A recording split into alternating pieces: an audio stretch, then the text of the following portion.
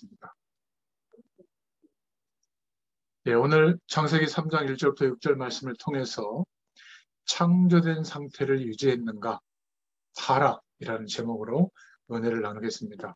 좀 제목이 딱딱하지만 설명을 하자면 우리가 인간에 대해서 타락이라고 하는 부분이 우리가 볼 때는 윤리적인 것, 어떤 도덕적인 것, 또 다른 사람을 힘들게 하거나 망가뜨릴 수 있는 자기만 좋은 것을 느끼는 그런 것을 타락이라고 보는데, 하나님이 보시는 타락은 조금 우리가 생각하는 타락과 다릅니다. 그래서 왜 인간에게 문제가 왔고 그 어려움들이 어떻게 하면 해결될 수 있는가? 인간의 진짜 문제는 무엇인가? 이 부분에 대해서 우리가 오늘 하나님이 주시는 중요한 기도 제목을 붙잡을 수 있으면 좋겠습니다. 저희가 소요리 문답을 인도받고 있는데, 중세 시대가 끝나고 이제 종교개혁을 지나서 개신교의 시대가 됐죠. 특히 영국에 이제 어마어마한 부흥의 불길이 일어났는데, 문제는 중세 1000년 동안 천주교회를 중심으로, 캐톨릭을 중심으로 생각하고 예배드리고 성례전을 하고 그런 어떤 교리의 틀 속에서 신앙생활을 하다가 이제는 오직 믿음으로, 예수님을 그리스도로 믿는 믿음으로 회복되어졌는데, 중요한 틀이 없기 때문에 신앙생활이 헷갈리는 거예요. 그래서 영국 의회가 영국 교회 전체에게 부탁을 했죠. 중요한 신앙교육을 할 수 있는 고백서를 좀 만들었으면 좋겠다. 그래서 영국의 모든 교회 지도자들 대표와 신학자들 대표들이 모이고 국회의원들이 모여서 5년 6개월 동안 1600년경에 그렇게 기도하면서 5년 6개월 동안 회의를 거쳐서 정리한 답들이 소교리문답, 대교리문답으로 정리가 된 겁니다. 대교리문답은 한 140문항 정도가 있는데 그것은 이제 교역자들이나 목회자들이나 중직자들을 향해서 좀 말씀하고 있는 내용이라면 소요리문답은 107개 문항으로 줄여서 그 내용을 통해서 초신자들이나 아니면 이제 후대들, 자녀들을 주일학교에서 신앙교육을 할 때 그렇게 인도받았던 우리 기독교 역사의 소중한 신앙의 내용들이죠. 신앙 전통들입니다. 그래서 모든 교파를 초월해서 개신교회에서 이 소요리 문답을 신앙교육의 교재로 많이 활용을 하고 있습니다. 저희도 이렇게 좀 보고 있는데 너무나 성경적이고 성령의 인도를 받은 내용이라서 저희에게도 하나님이 하셨다, 하나님이 우리에게 축복하신다, 하나님이 역사하신다, 많은 신앙의 고백들을 말할 때가 있고, 또 어떨 때는 왜 그렇지 질문도 있는데, 그러한 생각의 틀, 이것이 성경적으로 맞아야 되거든요. 복음적으로도 맞아야 되고, 그래서 소요리 문답을 지금 인도받고 있습니다. 오늘 제 13문답입니다. 요것만 벌써 13주가 지났다는 얘기겠죠. 오늘 13문답의 첫 번째 질문이, 우리 시조가 창조함을 받은 본 지위에 그대로 있었습니까? 1600년경의 언어기 때문에 좀 딱딱하죠. 좀 풀어서 설명하자면, 우리 첫 조상이 창조된 축복을 그대로 유지했는가? 이런 질문입니다. 그 답으로는 우리 시조가 임의로 자유함을 인하여 하나님께 죄를 범함으로 창조함을 받은 본 지위에서 타락하였습니다. 이렇게 답을 하고 있는데, 조금 더 풀어서 설명하자면 우리 첫 조상이 그들 자신의 의지와 자유에서 떠나 하나님에 대해 범죄함으로 그들의 처음 상태에서 타락했다. 이렇게 답을 하고 있습니다. 자, 그렇다면 하나님이 보시는 인간의 타락은 어떤 내용인가? 이것을 성경적으로 우리가 이해하고 그렇구나라고 동의가 돼야 회복되는 길이 붙잡아지죠. 그리고 회복된 축복의 역사가 우리에게 실제로 임하게 되는 겁니다. 오늘 창세기 3장 1절에 보니까 뭐라고 나오냐면 하나님이 창조한 그 피조물들 중에 뱀이 가장 간교하더라. 뱀이 가장 간교하다고 말하고 있습니다. 다른 말로 표현하면 인간에게 가장 가까이 있었고 지혜가 있다 이렇게 표현할 수 있겠죠. 뱀이 사단이다. 그것은 아니죠. 눈에 안 보이는 이 사단이라고 하는 영적 존재는 가장 좋은 것을 항상 활용해서 하나님과 함께하는 축복을 영원히 누리지 못하도록 속이고 있는 존재죠. 그래서 눈에 안 보이는 사단이 가장 인간에게 친숙하고 또 지혜로운 간교한 그런 뱀 속에 들어가서 속이는 장면이 이 창세기 3장에 나옵니다. 그래서 이것을 창세기 3장 사건이다. 하나님을 떠난 원죄가 시작되는 내용이 나와 있는 말씀이죠. 그래서 오늘 창세기 3장 1절부터 6절을 읽었는데요. 거기에 보면 뱀 속에 들어간 사단이 아주 질문을 간교하게 합니다. 1절에 보면 뭐라고 물어보냐면 뱀이 여자에게 물어 이르되 하나님이 참으로 너희에게 동산 모든 나무의 열매를 먹지 말라 하시더냐. 틀린 질문이죠. 하나님은 동산의 모든 나무의 열매는 임의로 먹되 선악을 알게 하는 선악과 열매는 먹지 마라. 지난 시간에 우리가 중요한 기도 제목을 붙잡았죠. 왜냐하면 우리를 기계적으로 창조해서 선택할 수 없는 자유가 없이 그냥 그대로 있다면 나무처럼 돌처럼 물처럼 그냥 존재했겠죠. 그러나 하나님은 우리를 하나님의 형상대로 창조하시고 하나님의 영원한 축복을 누릴 수 있도록 선택할 수 있는 의지와 자유를 허락해 주셨죠. 그래서 그 축복이 영원히 유지되도록 생명의 약속, 계약을 맺게 된 겁니다. 바로 선악과를 먹지 말라라고 하는. 그런데 그 약속은 지켜도 되고 안 지켜도 되는 것이 아니라 죽음으로써, 생명으로써 반드시 지킬 것을 명하셨죠. 그러나 지키지 않을 수 있는 자유도 있었던 겁니다. 그러나 지키지 않으면 어떻게 되죠? 정령 죽으리라. 창세기 2장 17절에 바로 이 부분을 사단이 간교하게 속인 겁니다. 동산 모든 나무의 실과를 먹지 말라고 하더냐. 이 하와가 그 질문을 받고 먹으면 안 됐다고 했다. 그런데 반드시 정령 죽으리라. 죽음으로써 반드시 순종할 것을 명한 그 내용을 결코 죽으리라 그것보다는 죽을까 하노라 죽는지 안 죽는지 잘 모르겠지만 아무튼 먹지 말라고 했다. 이러니까 이 뱀속에 들어간 사단은 뭐라고 속이죠? 아니다. 반대로 얘기하죠. 그것을 먹으면 눈이 밝아진다. 그리고 하나님처럼 된다. 그리고 선과 악을 알게 된다. 이렇게 속이는 겁니다. 그러니까 첫사람 아담과 하와가 하나님과 함께하는 그 축복을 누리면서 영원한 그 축복을 언약 속에서 생명의 약속 속에서 선택을 하면 그 약속을 지키면 영원한 축복이 임하게 되고 누려져서 하나님이 창조한 모든 것을 위임해 주셨죠. 다스리고 정복하고 생육하고 번성하는 그러한 모든 삶이 되어지는 축복 속에서 시작된 인간인데 하나님의 특별한 섭리 가운데 하나님의 은혜가 임한 그 인간의 삶인데 사단이 제시하는 그것이 더 큰 것처럼 속게 된 겁니다. 하나님이 우리에게 허락하신 생명의 계약, 그 약속이 얼마나 소중한지, 얼마나 축복인지를 잘 모르다 보니까 결국은 더 나은 길이 있는 것처럼 선택하게 되는 것이죠. 하나님처럼 된다. 선악을 알게 된다. 여러분, 안 좋은 거, 좋은 거 알게 된 것이 저주입니다. 하나님을 떠나기 전에는 아무리 안 좋은 것도 축복이었고요.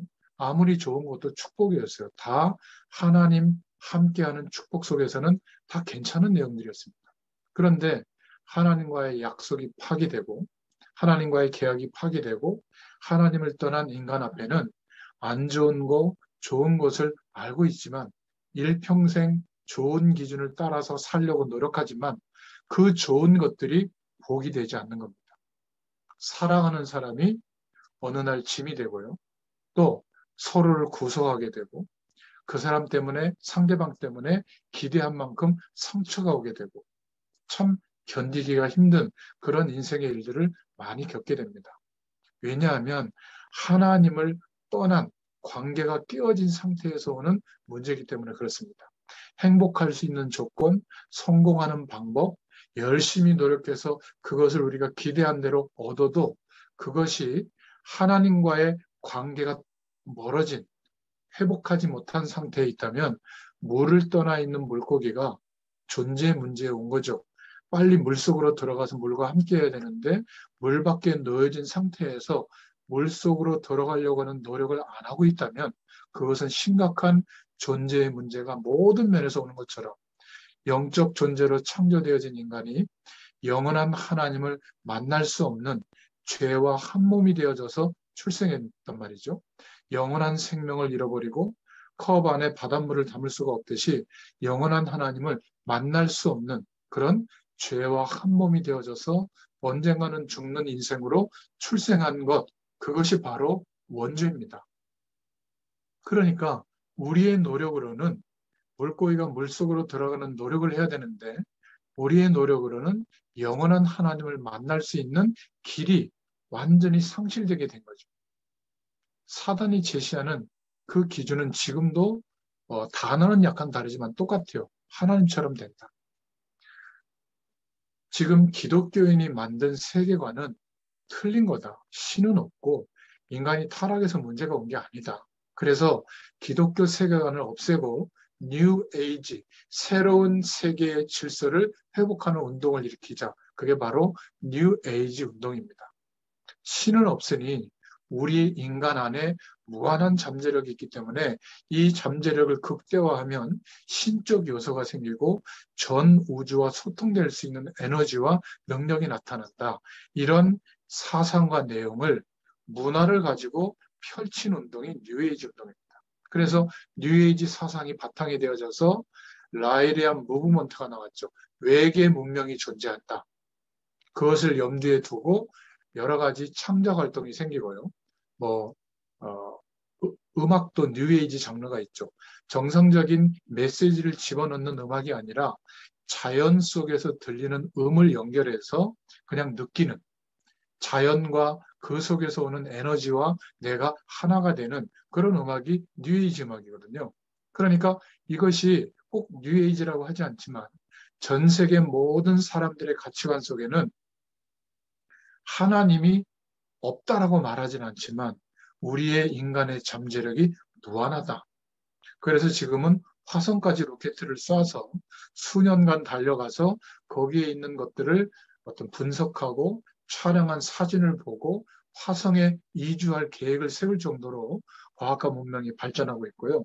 지금은 아프리카 같은 데도 이제는 적에도 인공위성을 띄워서 정보의 격차가 없이 모든 사람들이 정보를 중심으로 미디어를 중심으로 소통할 수 있게 그래야만 그 안에서 경제활동을 할 수 있기 때문에 어마어마한 일들이 지금 벌어지고 있습니다. 그래서 세상 속에서 보이는 조건 속에서 살아온 많은 사람들은 우리를 포함해서 그것이 전부인 것처럼 생각하고 살고 있는 겁니다. 어떤 면에서 예수 믿는 우리들도 돈이 전부 아닙니까? 건강이 전부 아닙니까? 성공이 전부 아닙니까? 우리 자녀가 잘 되고 좋은 사람 만나서 안정적인 삶을 사는 거 그게 전부 아닙니까? 그것을 내 힘으로 안 되니까 하나님을 믿고 하나님의 말씀에 의지해서 하나님의 능력으로 도와주실 것을 기대하는 것이 우리의 신앙생활에 기대하는 종착점이 아닙니까? 그렇다면 어떤 면에서는 좀 극단적으로 얘기해서 한 번도 예수 그리스도로 말미암아 원래 인간에게 허락하셨던 나에게도 하나님이 회복시켜 주시려고 하는 그 구원의 축복이 한 번도 경험이 안 될 가능성이 많아요. 그래서 예수 믿어도 힘든 겁니다. 예수 믿어도 뭔가 안 되는 것 같고 열등감은 그대로 오고 답답하고 한계 속에 있고 고독하고 그러는 겁니다. 지금 사단은 믿는 우리에게 역사하는 능력을 행사하지는 못하지만 간교한 창세기에 나타났던 그대로 속이는 겁니다. 하나님처럼 될 수 있다. 네가 노력하면 최선을 다하면. 어떤 종교는 똑같은 맥락이죠. 네가 부처가 될 수 있다. 세상에서 알고 있었던 모든 것들을 내려놓으면 비우면 공의 상태로 만들면 이제 집착하던 게 끊어지고 전 우주에 편만해져 있는 대자대비한 부처님의 그 자비하심 속에 귀의하게 되기 때문에 네가 바로 부처가 된다는 사상이 불교 이론이에요. 어떤 면에서는 종교 속에 있는 기독교보다 수준이 높죠. 우리는 여전히 열심히 기도하고 신앙생활에서 어려움을 극복시켜 주시고 성공되게 하고 행복하게 해주는 그런 능력과 응답을 기대하고 있다면 불교 이론보다 낮은 이론이에요.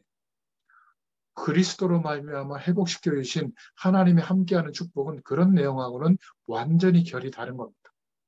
이 땅에서 알 수 없었던 하늘 보좌의 축복, 시공간을 초월하시는 하나님의 은혜와 능력과 힘이 공급되어져서 그 축복으로 살아가는 인생으로 바뀌는, 그게 바로 하나님이 그리스도로 말미암아 회복시켜 주신 나라고 하는 존재입니다. 우리 자신이 누구인지 회복돼야 될 줄로 믿습니다. 믿음 안에서 회복되는데 하나님의 은혜에서 자꾸 멀어지면 세상이 전부인 것처럼 거기에 우리의 인생관과 세계관을 형성하면 어떻게 되죠? 상식의 영역에서 맞는 결과는 오지만 노력하면 결과가 옵니다. 그러나 인간의 존재에 대한 보장은 되지 않습니다. 아무리 건강에 대해서 노력해도 건강이 보장되지 않아요. 하나님을 떠나면 그렇습니다.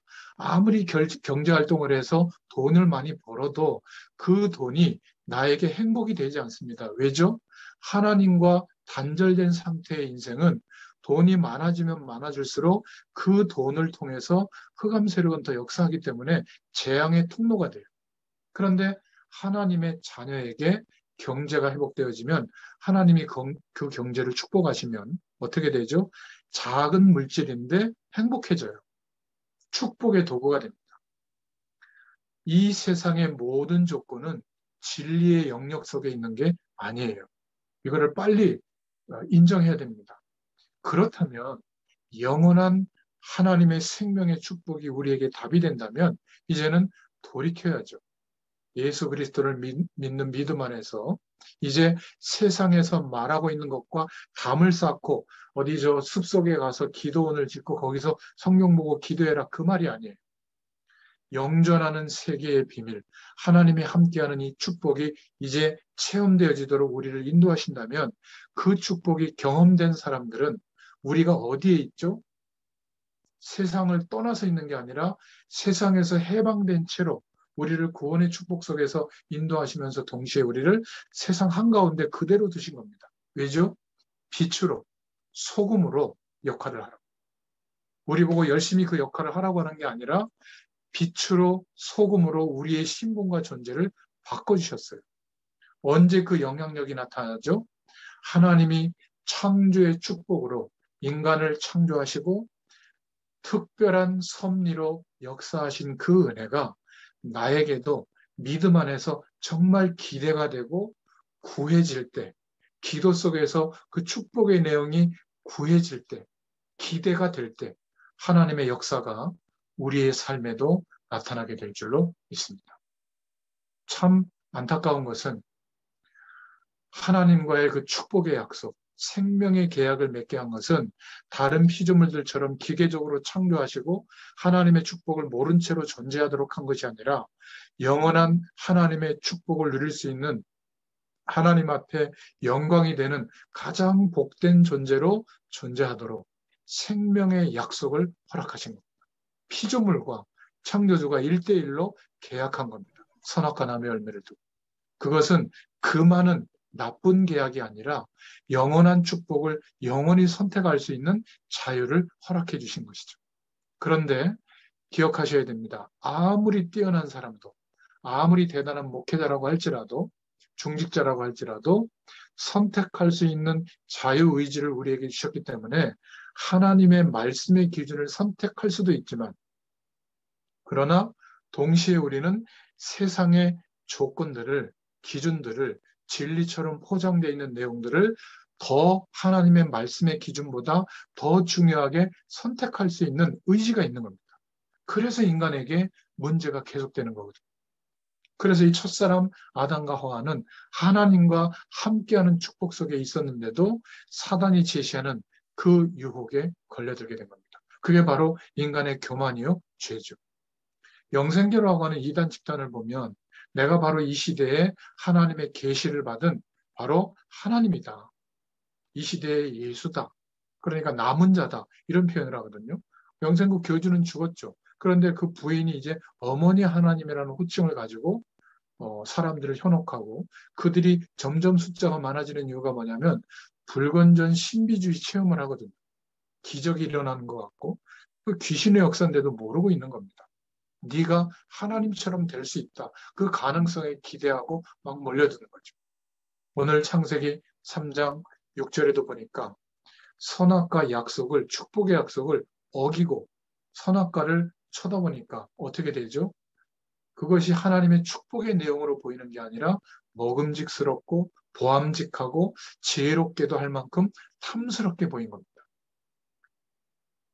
선악과를 먹고 안 먹고의 문제가 아닙니다. 언약, 하나님과의 생명의 계약이 파괴된 것이죠. 실수한 게 문제가 아니라 하나님과의 관계가 단절된 겁니다.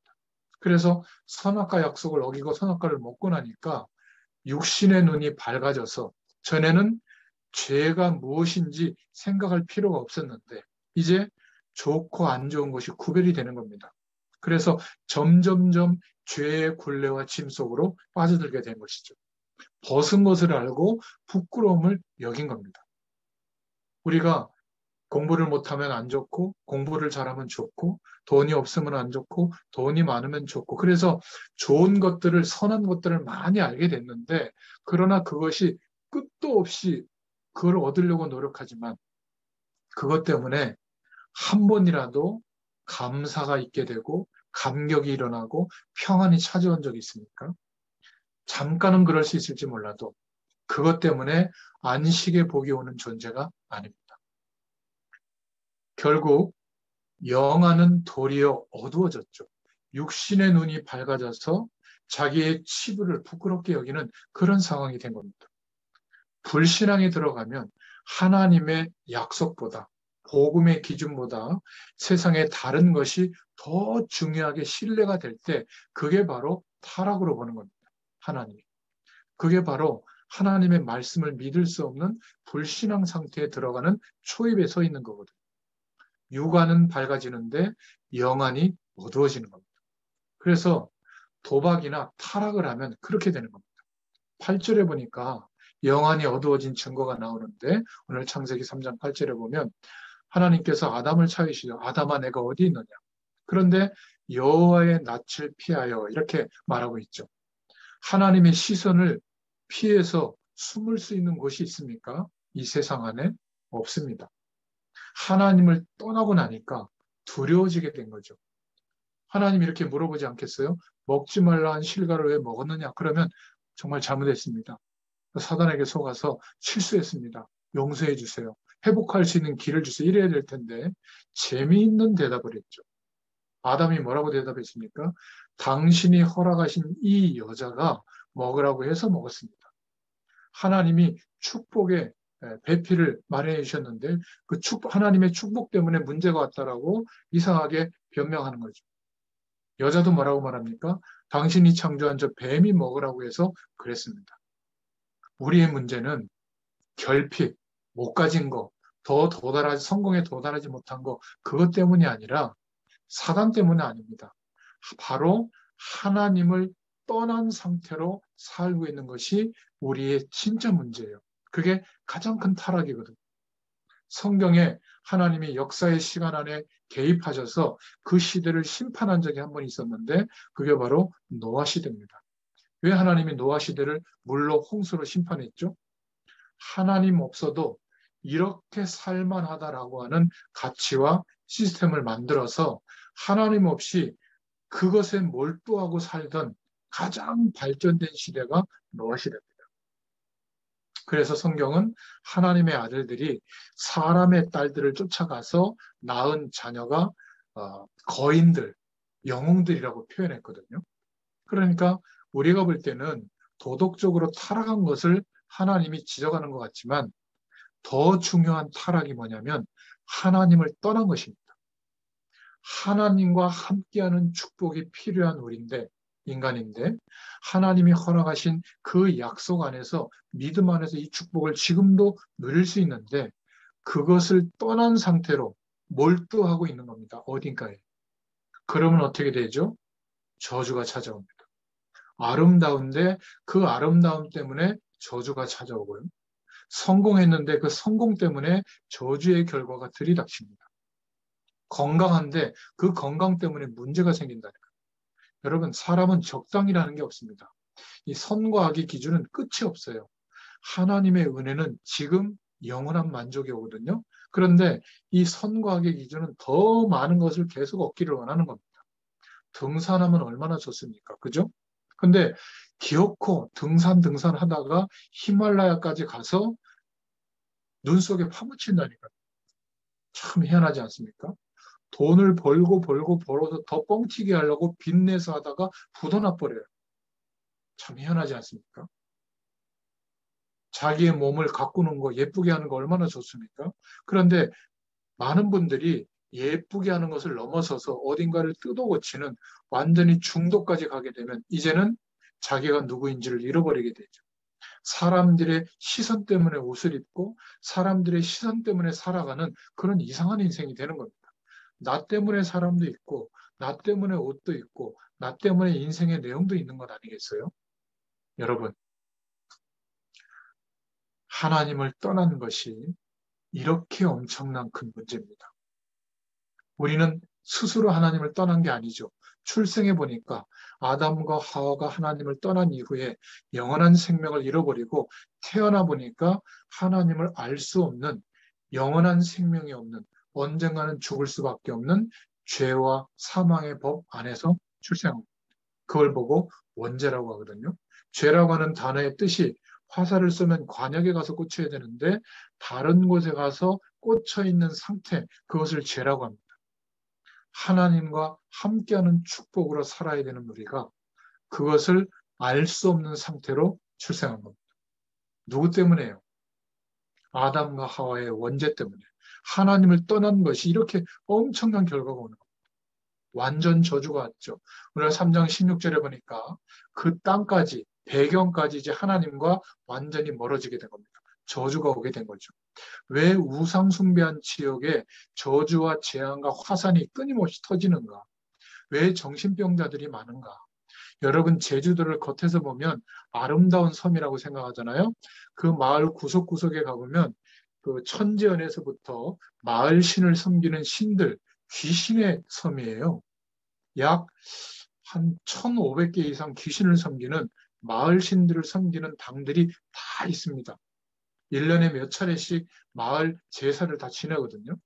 그러니까 그 마을 현지인들 구석구석에 들어가 보면 엄청난 재앙들이 가정마다 임하고 있는 것을 저는 알고 있습니다. 왜냐하면 제주도에 가서 5년 동안 전도를 해봤거든요.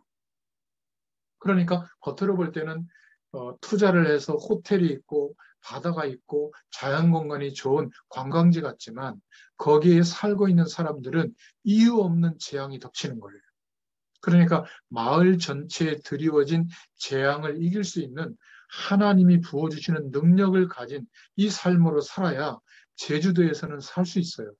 안 그러면요, 이해할 수 없는 재난이 내 힘과 노력으로 막을 수 없는 재난이 계속 덮칠 겁니다. 그러나 이 능력을 알고 있는 한 사람이 기도하잖아요. 그 마을, 그 현장은 바뀌게 될 줄로 믿습니다. 이 복음의 위력은 어마어마한 거거든요. 예수 믿고 성공하고 잘 되고 그 정도가 아니라 하늘 배경이 임하게 되어 있습니다. 그 사람이 있는 현장마다 하나님이 역사하시게 되어 있어요. 그래서 땅까지 저주받은 이 배경, 하나님이 보시기에 얼마나 안타까웠겠어요. 그래서 하나님이 탄식하셨다고 합니다. 그래서 두 번째로 우리가 여기서 붙잡을 기도 제목은 복음의 큰 해결책을 하나님이 주신 겁니다. 하나님과의 약속을 얻으면 반드시 죽어야 끝나요. 그게 하나님의 말씀이 이루어지는 공입니다. 그래서 그 방법대로 진리로 하면서 하나님의 사랑을 다시 베풀어 주셨죠. 합리적으로 하면서 대가를 지불하신 겁니다. 복음이라는 것은 뭐냐면 이겁니다. 하나님은 창조주시기 때문에 하나님의 약속을 어긴 생명의 계약을 어긴 인간을 심판하시고 완전히 멸하시고요. 세상을 완전히 멸하시고 말씀으로 천지를 다시 창조하는 게 훨씬 쉬우세요. 그런데 하나님은 인간을 창조할 때 미리 결정하신 대로 하나님의 특별한 섭리를 부여한 대로 그 축복이 이루어지도록 할 하나님의 계획도 있으시거든요. 그래서 하나님은 그 어려운 방법, 천지를 다시 창조하는 것만큼 그 어려운 재창조의 능력으로 메시아를 보내겠다 약속해 주신 겁니다. 역사의 시간 안에 하나님이 우리를 구원하시려고 우리와 똑같은 육신의 모습으로 입고 오실 것을 말씀하셨죠. 우리가 하나님을 떠난 인간이, 죄와 한 몸이 되어진 인간이 영원한 하나님을 만날 수 없기 때문에 컵에 바닷물이 채워지지 않잖아요. 그래서 영원한 하나님이 우리를 만나 주셔야 되는데 만날 수가 없는 겁니다. 우리가 만날 수가 없어요. 그래서 우리가 만날 수 있는 역사의 시간 안으로 우리와 똑같이 육신을 입고 오시겠다고 약속한 내용이 구약 성경 전체의 내용이에요. 메시아를 보내겠다. 이게 바로 복음의 큰 해결책입니다.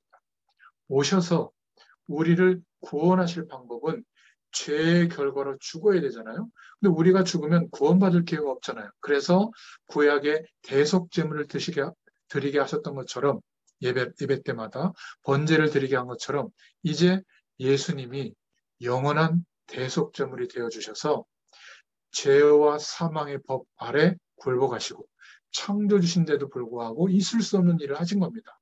우리를 구원하시려고. 그리고는 죽음의 길로 걸어가신 겁니다. 죽으시고 부활하시는 일이 이루어지게 된 거죠. 생명의 근원 되신 하나님은 정말 있을 수 없는 일입니다. 어떻게 죽음의 길로 걸어갈 수 있겠어요? 그런데 죽으시고 부활하시는 그 길만이 우리가 예수님에게 연합되어져서 우리가 한 번도 죽은 적은 없지만 죄에 대해서, 사망에 대해서, 세상 배경에 대해서, 사단에 대해서, 모든 저주의 세력에 대해서 죽은 존재로 하나님이 인정하시는 거예요. 언제? 예수님이 하신 그리스도의 일을 믿을 때. 그 사실을 믿는 순간, 믿고 영접하는 순간 하나님께서 영적인 축복을 허락하시는데 모든 것에 대해서 죽은 존재로 인정하시는 겁니다. 누구의 공로로요? 예수님의 죽으심과 부활의 공로로. 우리도 예수님과 함께 죽은 존재로 인정받는 순간 해방되게 된 겁니다.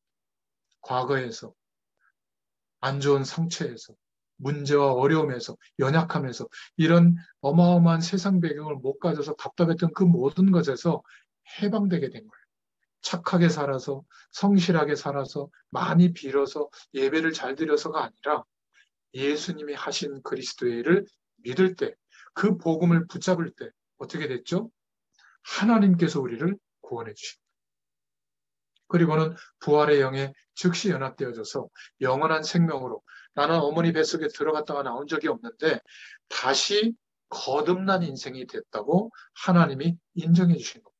영원한 생명으로 거듭나는 역사가 우리에게 일어난 겁니다. 이게 눈에 보이면 다 예수 믿겠죠. 그러나 예수님이 하신 그 일을, 그리스도의 일을 조금 믿었는데 우리에게 이런 엄청난 영적인 일이 이루어지게 된 거예요. 믿음 안에서 이루어진 내용입니다. 지금도 마찬가지예요. 세상에 그 많은 것들이 있어야만 행복하겠구나. 그 내용보다 하나님이 그리스도로 말미암아 회복시켜 주신 이 영적인 축복이 나에게 전부구나. 이렇게 기준이 되고 고백되어지면 성경의 인물들보다 더 지금 나에게 하나님의 역사하심이 시작이 됩니다.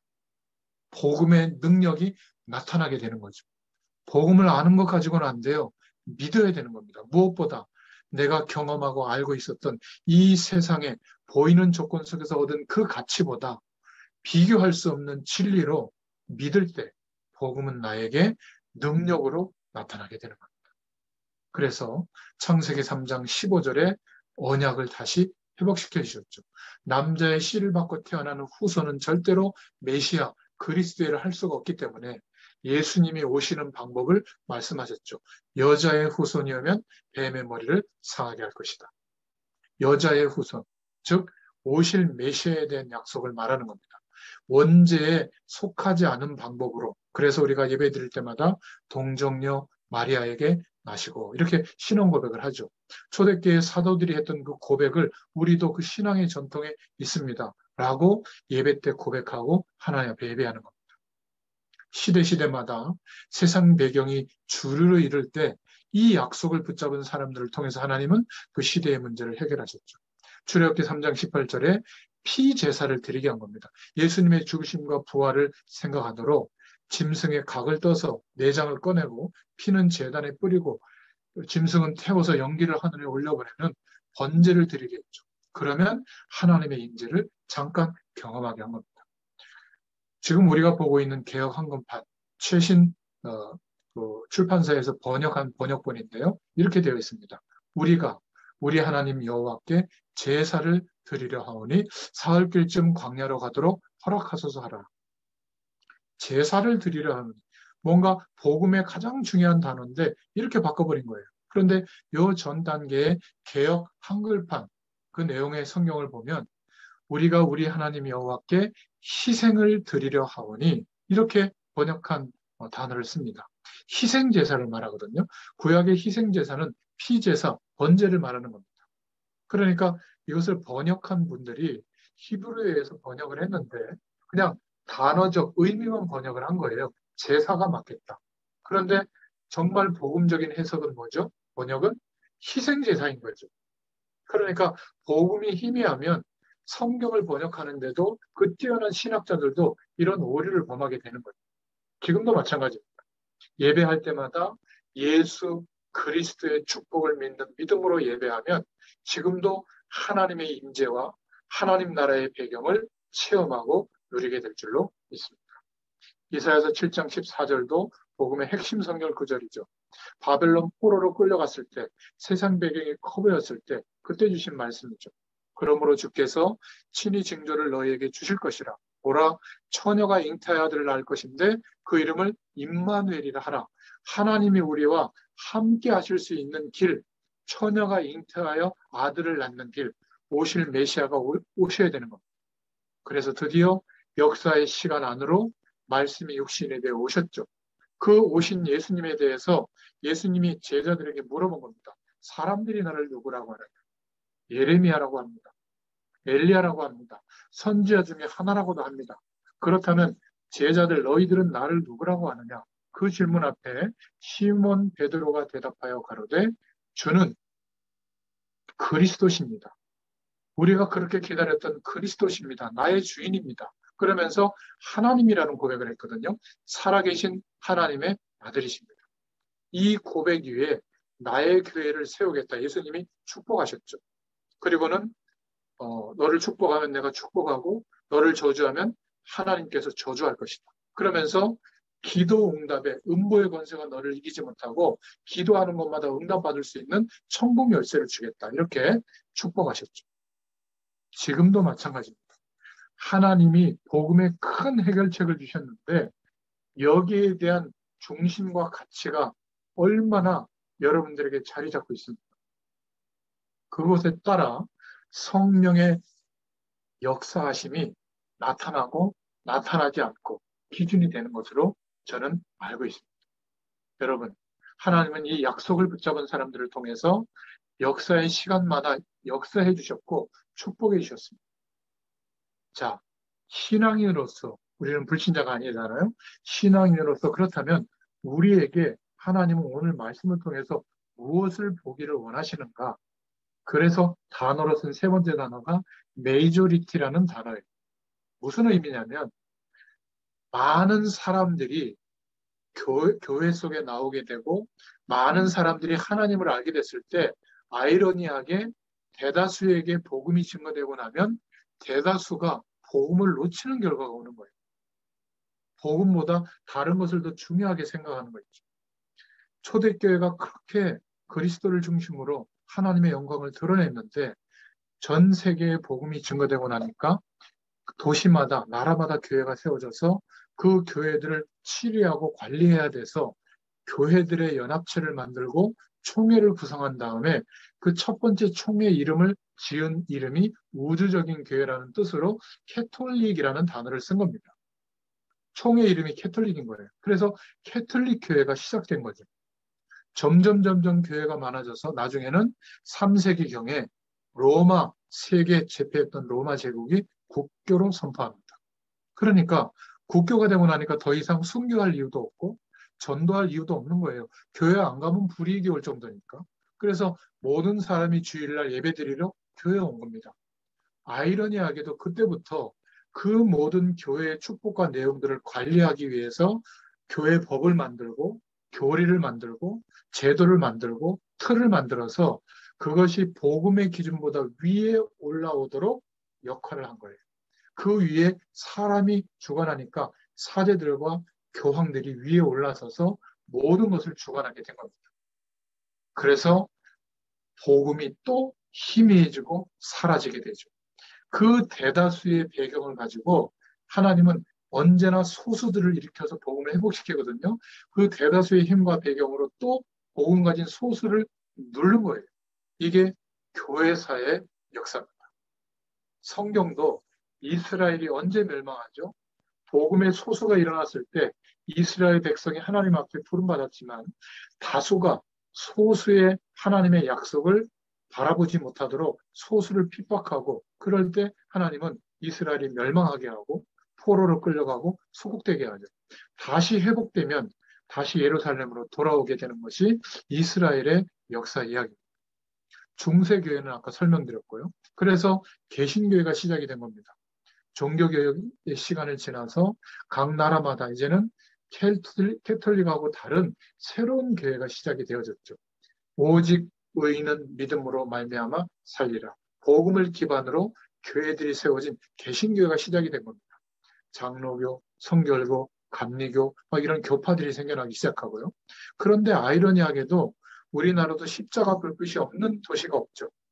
교회가 많아지고 성도들은 많아졌는데 똑같이 캐톨릭처럼 총회가 그런 건 아니지만 개교회가 어마어마하게 커지다 보니까 그 개교회의 응답들을 유지하기 위해서 교회법을 세우고 교회의 교리를 만들고 제도를 만들고 교회의 절차를 만들어서 그것을 움직이는 목사님들, 중직자들이 그 위에 올라서서 교회를 좌지우지하는 겁니다.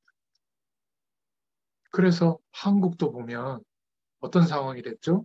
더 이상 복음을 모르는 불신자들이 교회를 존경하지 않고요.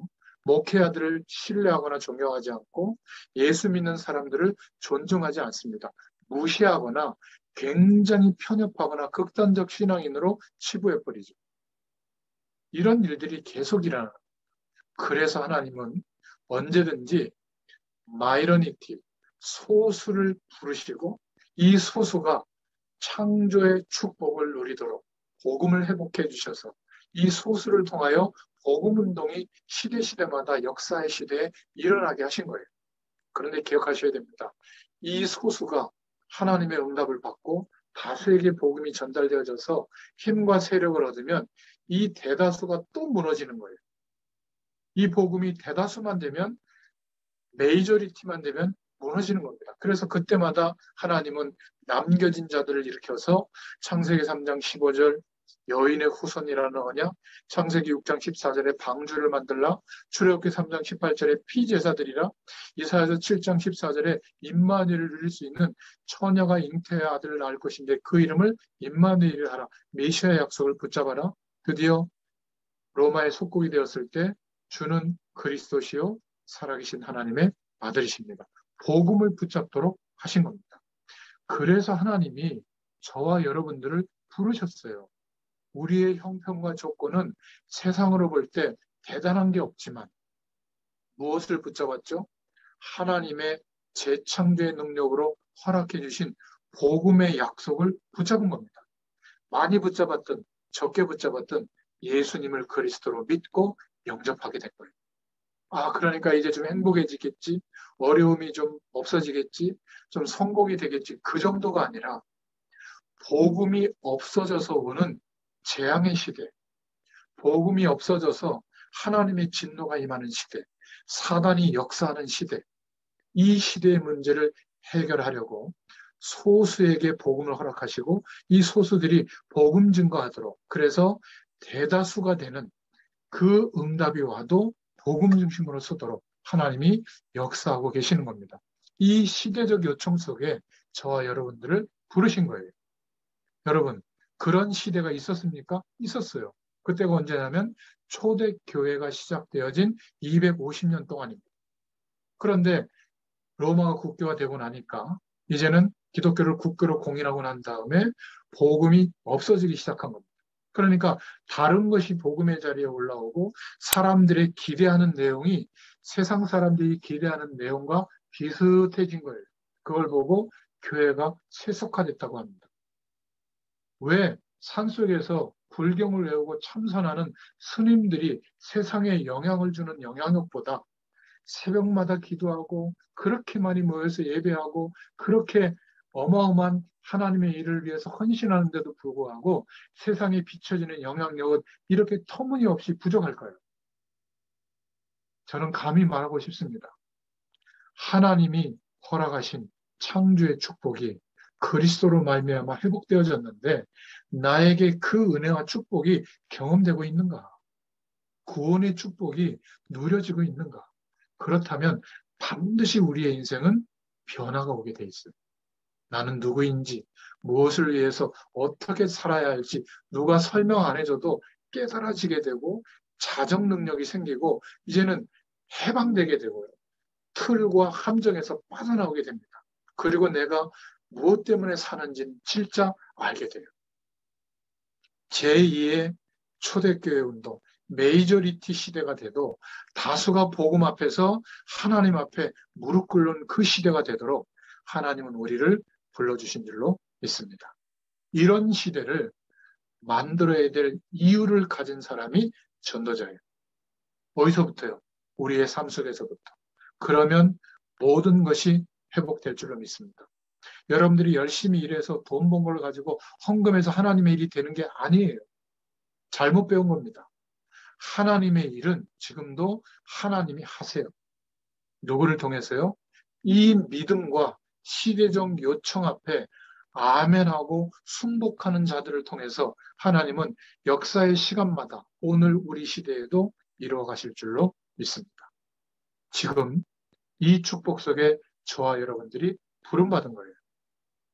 잘 모르고 그냥 좀 힘드니까 아니면 좀 은혜 받기 위해서 말씀 운동에 참여했다면 오늘 분명한 하나님의 음성을 듣고 믿음의 고백을 드리시길 바랍니다. 그렇다면 날마다 하나님이 역사하시는 재창조의 능력으로 역사하시는 축복이 회복될 줄로 믿습니다. 날마다 기적이에요. 하나님의 주권적 역사가 일어나게 될 줄로 믿습니다. 이 참복음을 가지고 하루에 가장 소중한 시간을 확보해서 우리 자신을 비춰보세요. 하나님이 정말 나의 인생을 통해서 무엇을 원하시는가? 이 질문 앞에 서게 될 줄로 믿습니다. 응답해 주실 거예요. 이 부르심 앞에 저희들이 있는 겁니다. 여러분, 전도 운동은 그렇다면 되어지게 되어 있는 겁니다. 조용히 막 떠벌리고 막 예수 믿으라, 뭐 천국 간다, 지옥 간다 이런 게 아니라 조용히 현장을 향하여 도전하는 것이죠. 메이저리티가 돼도 복음의 충만함이 놓쳐지지 않도록 이 원색적인 복음, 순수한 복음이 풍성하게 누려지도록 우리가 심부름하는 방향을 가지고 서게 될 줄로 믿습니다. 자, 이 말은 사회의 분위기도 모르는 외골수적인 편협한 바보가 되라는 말이 아닙니다. 세상의 배경을 거절하는 것도 아니에요. 그것은 상식의 영역에서 필요하다면 우리가 하나님의 영광이 나타나는 길이라면 인생을 걸고 공부하고 도전하고 성공시켜야죠.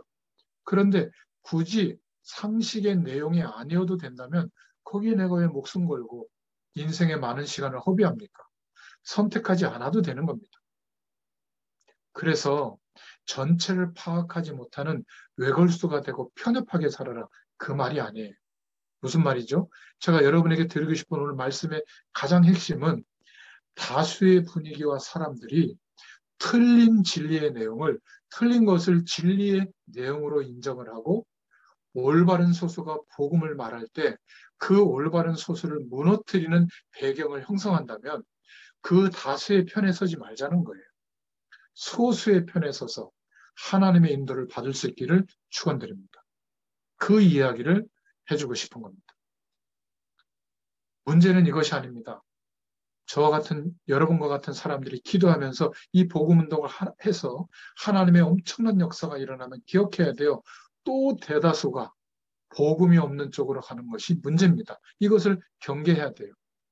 우리는 벌써 이 전도 운동 속에서 다 끝난 것처럼 생각하잖아요. 아직 시작도 안 했습니다. 257개 나라 5천 미 전도 종족에게 우리가 복음 전한 적이 없어요. 흉내를 좀 내려고 준비한 것밖에 없어요. 이제 시작입니다. 그런데 우리는 복음이 있고 너희들은 복음이 없고 이렇게 벌써 외골수적인 시각을 갖는다면 세상은 완전히 악하니까 거절해야 된다. 아니에요. 사단이 악한 거죠. 사단에게 속아 있고 그 흑암 문에 빠져 있기 때문에 세상이 악하게 보이는 것이지 우리가 침묵하고 있고 우리가 이 복음의 능력을 증거하지 못하고 있는 그 사이에 흑암 문화가 왕노릇하고 있는 겁니다. 정말 이 부분이 우리의 기도 제목이 되어야 될 줄로 믿습니다. 엄청난 역사가 일어나면 대다수가 되면 메이저리티가 되면 복음이 없는 쪽으로 갈 수가 있기 때문에 우리는 항상 매일 그리스도의 복음 앞에 서야 될 줄로 믿습니다. 그래서 우리는 나도 중요하지만 다음 세대를 세워야 돼요. 렘넌트, 우리 후대들을 세워야 됩니다. 우리 후대들이 어릴 적부터 복음을 듣고 자랐다면 우리는 시행착오를 걷고 얻어터지고 험악한 세월을 살면서 복음 중심으로 갔다면 우리 렘넌트들은 이런 것 없이 가슴 속에 이 복음의 열망이 일어나게 될 줄로 믿습니다. 그래서 우리가 지금 기도 제목을 붙잡고 있는 소요리 문답은 교회사의 이런 문제들에 대해서 해답을 주는 중요한 신앙의 유산이요 답이 되는 줄로 믿습니다.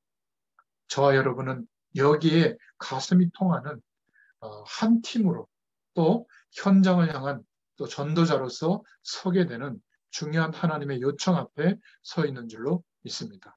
그래서 우리는 다른 사람은 어떨지라도 우리는 복음을 약화시키면서 복음보다 다른 것들을 더 강조하고 필요하다고 하면서 많이 하면 결국 무너집니다. 지금 전 세계가 복음이 약화되어져서 봉사하는 쪽으로 사회적인 어려움을 책임지는 쪽으로 또는 개교의 부흥을 시키고 커지는 쪽으로 복음보다 하나님의 요청보다 더 위에 교회 분위기를 끌고 간다면 분명히 복음이 약화될 겁니다. 똑같이 역사는 반복되고 있는 거거든요. 현장을 잘 봐야 됩니다. 틀림없이 복음이 없어지면 힘들어집니다. 하나님의 자녀인 내가 지금 힘들어져 있는 상태라면 복음의 기준보다 다른 기준으로 몰두하고 있어서 그래요. 잠깐이라도 멈추고 오늘 말씀에 의지해서 예수 그리스도로 말미암아 회복되어진 하나님의 축복을 기대하고 하나님을 바라볼 수 있기를 축원드립니다. 타락의 상태에서 이제는 하나님이 인정하시는 의인으로 성결한 삶으로 어떤 것이 성결한 삶이죠? 하나님 바라보는 삶. 하나님이 함께하는 축복을 누리고 있는 삶. 그런 은혜가 누려지는 또 한 주간 되시기를 예수님의 이름으로 축원드립니다. 기도합니다. 하나님 감사합니다. 오늘도 너무나 중요한 복음의 말씀을 우리에게 허락해 주시고 1600년경에 영국의 모든 신앙인들이 복음 앞에서 주의 영광을 향하여 기도 제목을 가지고 기도했던 그 열망이 우리에게도 회복되는 시간을 허락해 주셔서 감사합니다.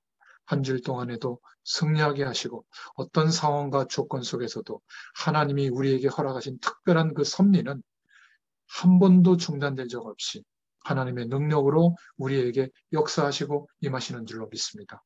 어떤 불신앙도 자리잡지 못하도록 주의 성령으로 역사하시고 하늘 군대를 동원하여 주시옵소서. 예수 그리스도의 이름으로 감사하며 기도드렸습니다. 아멘. 감사합니다.